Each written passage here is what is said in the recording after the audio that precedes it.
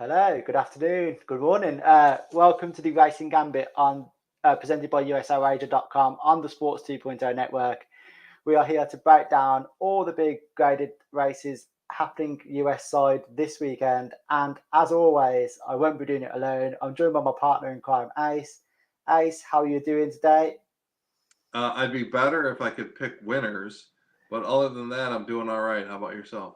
Yes, I'm very, very well. The weather's lovely over here. I feel like we've got your weather at the minute. Yep, we switched weathers. It's trash over here, but the dawn is coming, so it will be all right. So before we get into the racing this weekend, we'll have a quick bit of a chat about the Derby, which is obviously, 3 weeks away now. Mm-hmm. We had the last prep race last weekend, which was the Lexington, won by Tawny Port, who was just about squeezed in to that top 20. But I mean, Ace, I don't know about you, but it wasn't something that kind of caught my eye last weekend. No, it didn't catch my eye either. But you know me. One week I pick 20 port. The next week I fade 20 port. They they don't win when I bet them, and they win when I don't. It wasn't that impressive. I would say the more impressive thing is just coming back on the short rest to get that win. I don't think they can compete on the Derby stage, especially when they took a very, very distant second to Tiz the Bomb. In my eyes, from a Derby perspective, I'm all right. It was a nice way to get somebody in, but pass come Derby time. Yeah, I just so then pop up across the screen that the latest odds we've got. You could see there, Tawny Port is 20-1, the same price as Tiz the Bomb, who both agree that he's probably a better turf horse. But they're both the same price as Smile Happy, who Smile Happy at one point was the favourite to win the whole thing. Like, if you offer me that price on him on the day, Smile Happy, I think I'd be taking that. I agree with you, and I hate to do it because yeah, that line just doesn't make sense. First and foremost, we got this guy over here named Mattress Mac who owns a share of Smile Happy. He's going to be putting at least $1 million on him if he's 20-1. So boom, odds cut in half to 10-1.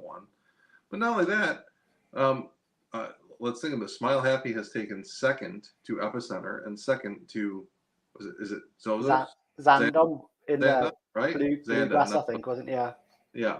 So two pretty good seconds to two pretty good horses. Um, last year, the supposed Derby winner, like finished behind some other rivals and came up to win the Derby. So I'm right there with you, but I'm passing on Tiz the Bomb. I'm passing on 20 Port.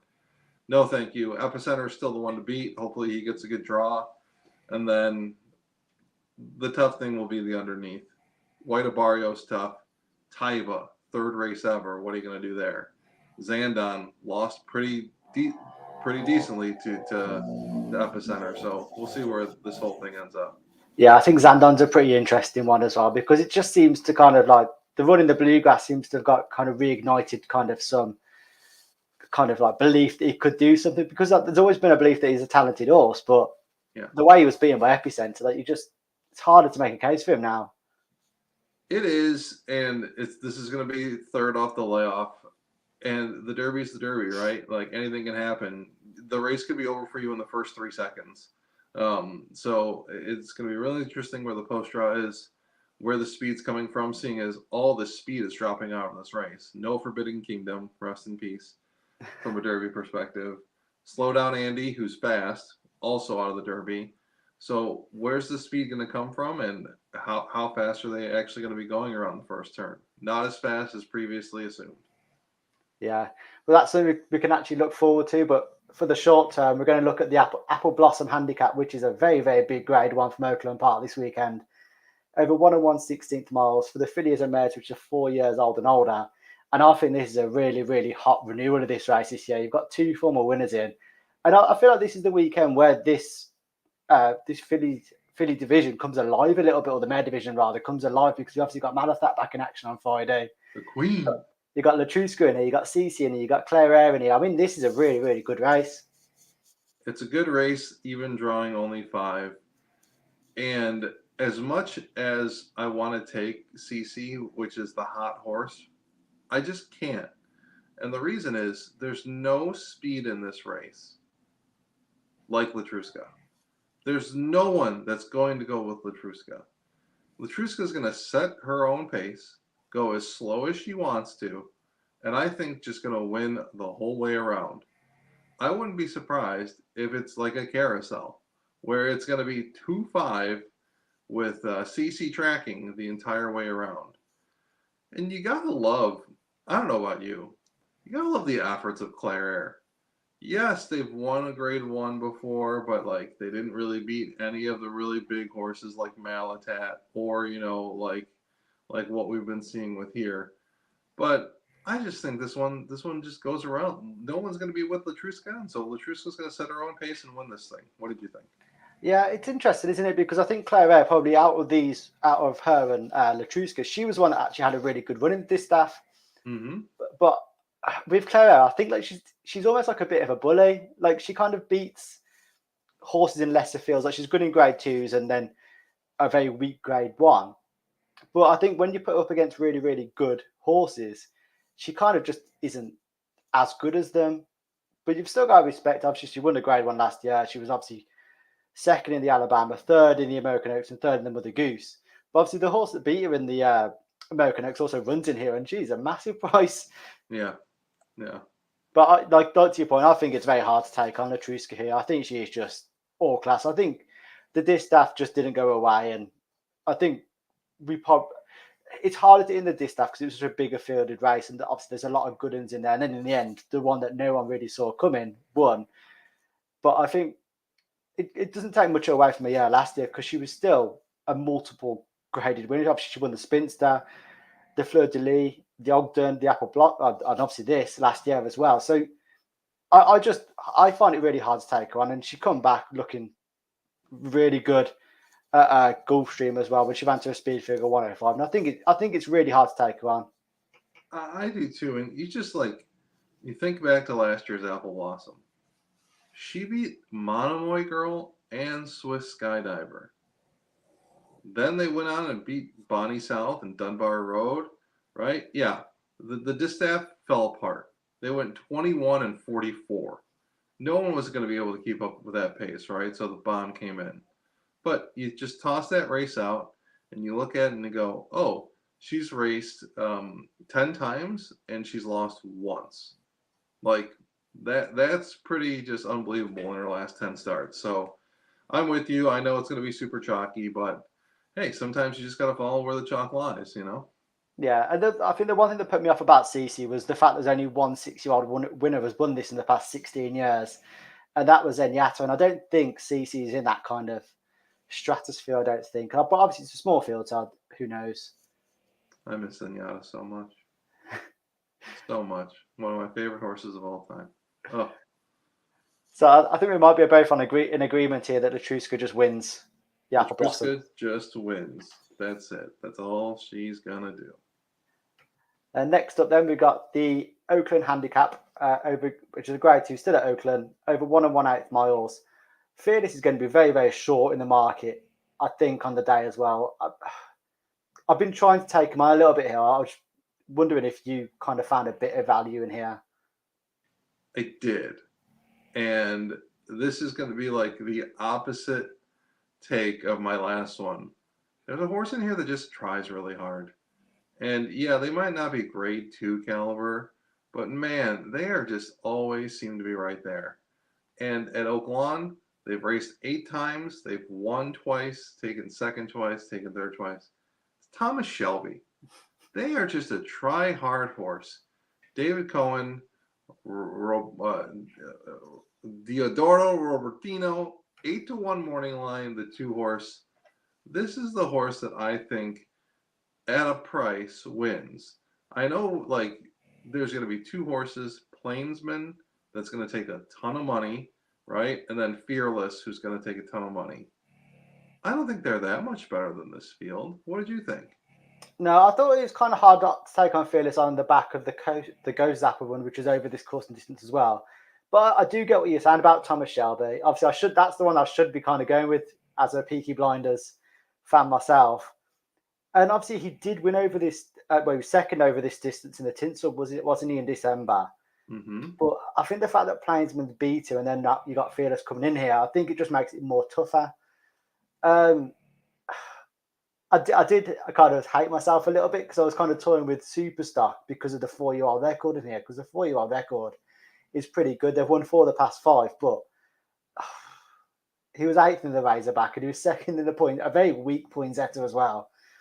I don't know if he's just worth siding with Idol because I think he is a bit of class in here, and he was in really, really tough grade ones throughout last year. Obviously, he won the Santa Anita handicap, beating Express Trainer Maxfield, and that looks pretty good.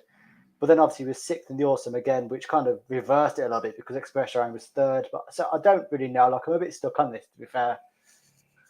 Yeah, then here's the problem with Superstock from my end. They've raced so poorly their last 2. Isaac Castillo is the jockey. Who? What? I don't understand. They're not getting the premier jockeys here. Like Rosario's like, no thanks. Ricardo Santana, no thanks. So like, to me, it's like 10-1. Like maybe a 20-1. I'd take like a chance on this horse, but they're not running back to their Arkansas Derby form. That was the interesting thing that kind of picked up on me because he did win over this course and distance, yeah. But it's just like that from that run to like now, like so much has like not gone right for him. It's very hard. But like I said, the 4-year-old record in this, I think it's kind of something that kind of does stand out. But who's the other 4-year-old in there? Last Samurai. Yeah. Yeah. Yeah, I'm not sure. Yeah, this when I looked at it, I thought it was a really interesting race because you either take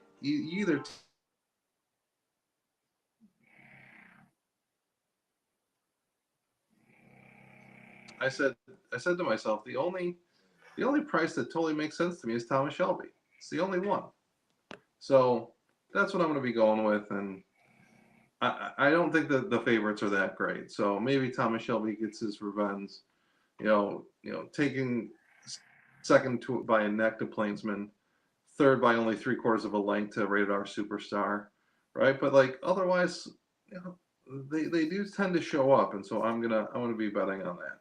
Yeah, I do think it's very tough. Like I did look at Rated R Superstar as well, but he's finished 3rd, 8th, and 6th in stakes races over this distance. So that just put me off.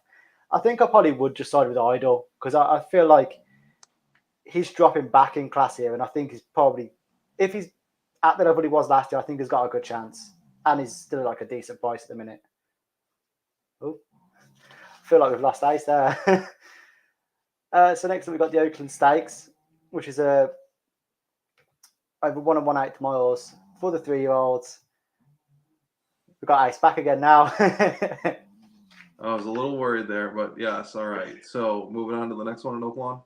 Yeah, we've got the Oaklawn Stakes, which is for the 3-year-olds over 1 1/8 miles.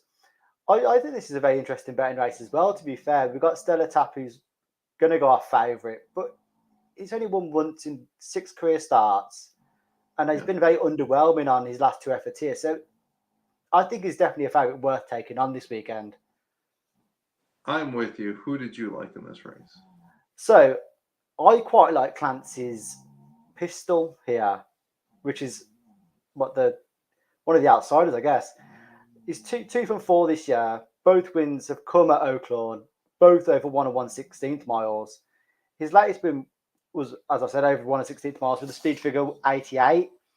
He was 5th over a shorter distance earlier this month, which was a speed figure 81. But I feel like back up in distance, I think he's got a really, really good chance to kind of improve on that. Because I feel like the longer the distance, the more this horse is suited to the track. It makes sense. So here I went and I said to myself, I think Connections is what I'm going to be taking, and I'm looking at Homebrew, the 4, 3-1. He might actually turn out to be the favorite. What's really weird is like I hate taking like a horse that won at Laurel and then got picked up by Brad Cox, but since being picked up by Brad Cox, like 2nd in a good allowance with a nice win at Oaklawn at the mile, and then at the Smarty Jones, they just didn't show up, and they haven't raced since January 1st. You get Jose Ortiz aboard. You have Brad Cox. you draw a line through that last race and you go, at least this one has decent recent form. Yes, it's a short price and will probably even be shorter. But to your point about like Stellar Tap, I'm just not impressed. And so I got to look elsewhere. Yeah, I think Stellar Tap is probably, obviously we're not covering all the races, but I feel like this is the one favourite this weekend you could probably be confident of taking on, because I think there's just not much. I think the only thing that I can think of why he is favourite is because he ran in the Rebel Stakes, but he finished 7th in that. Yeah, did not do well at all. And then, yeah, like, yeah, he takes fifth, seventh, and ninth in big races. Like, I know this field isn't absolutely like with a bunch of knockouts, but at the same time, like they're not that much heads and tails above anyone else in this race. No, I think you could make cases for all of them, like, because we haven't really seen enough of any of them to kind of judge them. Yeah. But I'm just basing mine on Clancy's pistol. That, like, I feel like the distance will be ideal for him, whereas I think there could be question marks for some of the others. No, it makes sense, and yeah, you're looking at a mile and eighth who can stretch out, and yeah, it's going to be interesting because yeah, you could throw a dart in this race. I wouldn't be surprised if anyone won it just based on the little running that they've shown, and then like not only that, you got a horse that seems to have not been heavily touted, but finally did break their maiden, like Kuchar at 5-1, Florent Giroux, like for Brissett, Rodolphe Brissett, right? Like I do think they won their last race. They maybe just finally figured it out what they actually need to do, and then who knows what's going to happen from there. So I'm going to stick with Homebrew. I'm going to stick with the connections, and I hope they go off as second choice. I hope Stellar Tap takes all the money. Yeah, and I'm going to stick with Clancy's pistol at 8-1. A bit of a value pick. Okay, all right. So last race for today, then we've got the Elkhorn Stakes, which is over at Keeneland, a grade 2 over 1.5 miles on the turf. Horses that are age 6 and 7 have dominated this over the last four renewals. But I guess Channel Maker, because obviously we don't have the odds at the minute, I guess Channel Maker is going to go off maybe favourite. I am completely lost at who's going to be the favorite in this race. So we don't have morning line odds just yet. I was actually thinking that probably Phantom Currency was going to go off as the favorite. They've won 3 in a row, all on the turf, all at Gulfstream Park. But like, I don't know how like 2 Emmys isn't up there with a nice price, and this horse that always scares the death out of me, Sol Volante's in here. But it's a really tough race to handicap, especially without odds. But I'm interested to see where you landed. Yeah, like I was saying about the age thing, that Channel Maker is looking to become the second horse that's at age 8 to win this. The only other one was Musketeer, who won in back-to-back years. So he won us at 7 and 8, or might have been 8 and 9, I can't remember. But I quite like Bemmer's Boy in here, which is I think it's a bit of an outlier play, to be fair, but he's got a proven record over this distance. He won the grade 2 Pan America. He was second in the John B. Connolly Turf Cup. He returned from a 2-year break in Feb, and then most recently he ran to a speed figure 105 over 1 1/16 miles. Again, I'm looking at the connections. He's trained by Michael Maker, who he's looking to win this for a record-breaking 5th time and a 3rd in 4 years. And there was just something about him when I was looking at it, I was like, I could take a chance on him a little bit, because I feel like he's probably been aimed at this race rather than others in here that are probably kind of starting their season here and then kind of working forwards, if you know what I mean. Yeah, and the thing is, they've won at Keeneland and they've won at 1.5 miles.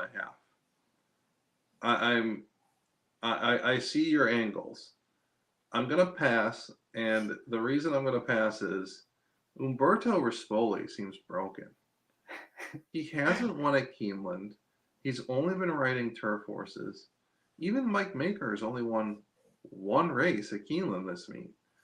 Now, mind you, he might have had some wins yesterday. I think he had 1 or 2, but like still not a really high percentage.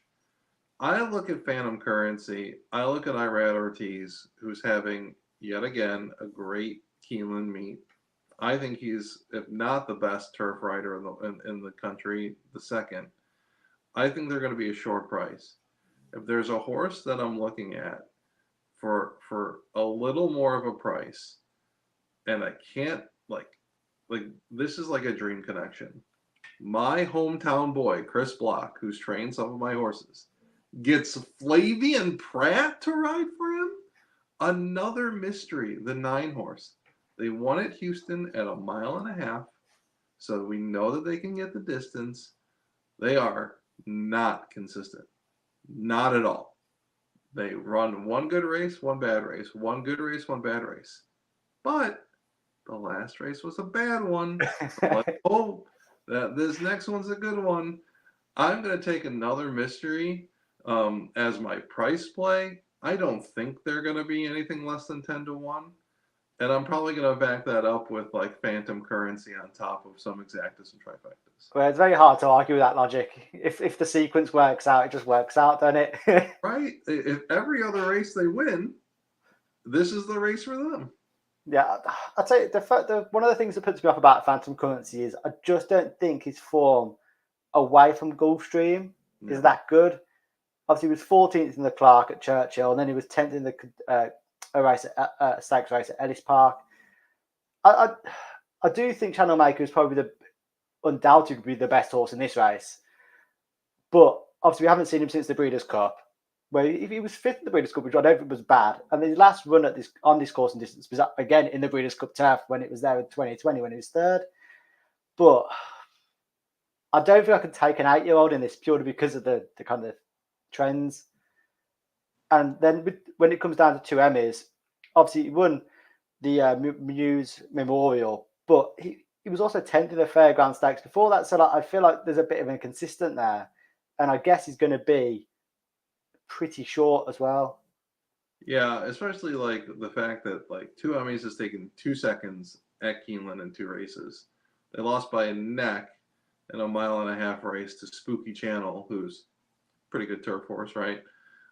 So this one, yet another one that I'm like, I don't know who's going to beat me. It could be any one of these guys, but to your point, like we haven't even mentioned like Tiberius Mercurius, who won on the all-weather last out. Like Tyler Gaffleone is running very well. Would not be surprised if that horse beats me. And yeah, it's just there's only a few horses that like I'd like to throw out, and then I look at their like Keeneland record, and they've won 2 races here, and so I'm like, well, who am I throwing out? You know, it's a rough one. Yeah, I think that's why I landed on Bema's Boy, because I just feel like you can kind of there's questions that all of them have got to answer, and I guess I can see Bema's Boy being a bit of a price as well. So I feel like I could just take a chance on that.